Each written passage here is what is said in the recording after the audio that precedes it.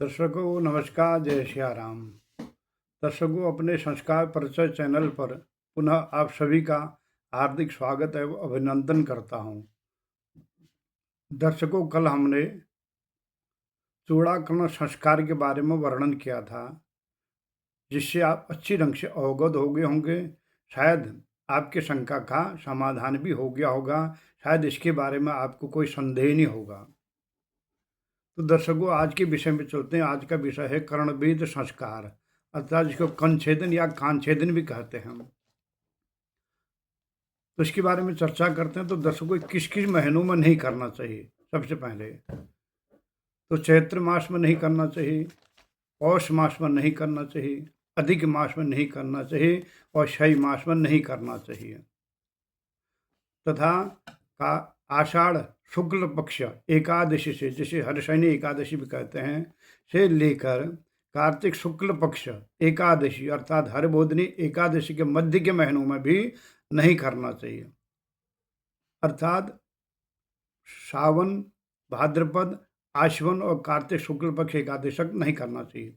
बाकी धर्म ग्रंथ में दक्षिणा में नहीं करना चाहिए कर्णवेध संस्कार करके कहीं वर्णन नहीं है। जैसे कि चूड़ाकरण संस्कार का वर्णन है कि दक्षिणा में नहीं करना चाहिए, लेकिन कर्णवेध संस्कार का ऐसा कहीं वर्णन नहीं है कि दक्षिणा में नहीं करना चाहिए। केवल इस महीनों में नहीं करना चाहिए वर्णन है। अब किस किस बारों में करना चाहिए, इसके बारे में चर्चा करते हैं।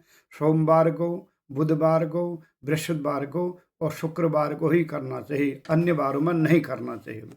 इस प्रकार का वर्णन है। उसके बाद किन किन नक्षत्रों में करना चाहिए। तो कर्णवेद के कुल 10 नक्षत्र हैं, अर्थात इन बारों में करना हो तो ये नक्षत्र भी होना चाहिए।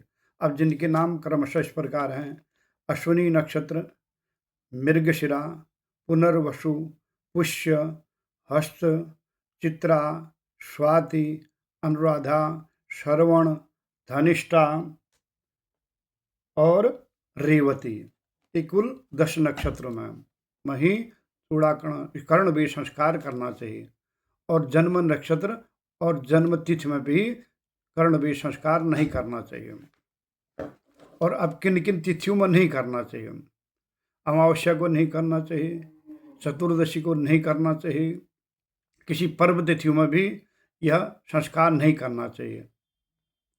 और तथा शुक्र और गुरु अस्त हों तब यह संस्कार नहीं करना चाहिए, क्योंकि ये संस्कार है। कर्णवेद एक संस्कार है। तो सज्जनों का कर्णवेध संस्कार करना हो, तो लड़की का कर्णवेध संस्कार करना है तो पहले बायां कान छेदन करना चाहिए, उसके बाद तब दाहिना। अगर लड़के का कर्णवेध संस्कार करना हो तो उसका पहले दाहिना कान का छेदन होना चाहिए, उसके बाद बायां कान का छेदन होना चाहिए। तो इस प्रकार हमारे धर्म ग्रंथों में इस प्रकार का वर्णन है। और इसे भी सम वर्षों में नहीं करना चाहिए, अर्थात विषम वर्षों में ही इसे किया जाना चाहिए।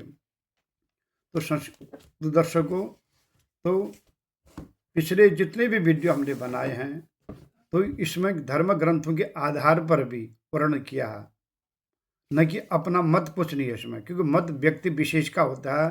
धर्म ग्रंथों के सिद्धांत होते हैं, नियम होते हैं।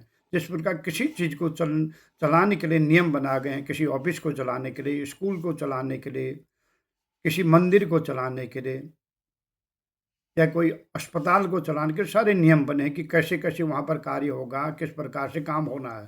तो इसी प्रकार धार्मिक कार्य को करने के लिए भी हमारे प्राचीन मनुष्यों ने कुछ नियम बनाए हैं, निर्धारित किए हैं कि किस प्रकार, किन बारों में, किन तिथियों में ये कार्य करना चाहिए। तो इसी का वर्णन आपके सामने मैं प्रस्तुत करने की कोशिश कर रहा हूँ। तो सज्जनों, कर्णवेध संस्कार के बारे में आप अच्छी ढंग से अवगत हो गए होंगे।